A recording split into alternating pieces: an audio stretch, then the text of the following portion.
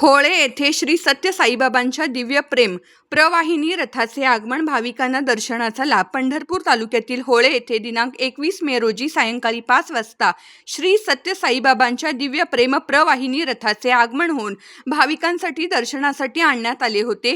या दिव्य प्रेम प्रवाहिनी रथाच्या माध्यमातून ग्रामस्थ व भाविकांना श्री सत्य साईबाबांच्या पादुकांचे दर्शन घेण्याचा लाभ मिळाला.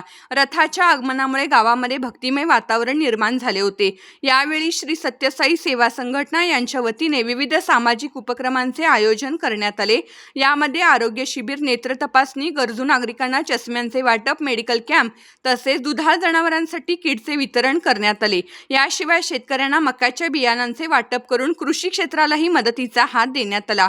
श्री सत्य साईबाबांच्या आगमनाने होळे गावात उत्साहाचे वातावरण निर्माण झाले होते. बाबांच्या पादुकांना स्पर्श करण्याचे भाग्य होळे ग्रामस्थांना लाभल्याने भाविकांमध्ये आनंदाचे वातावरण पाहायला मिळाले.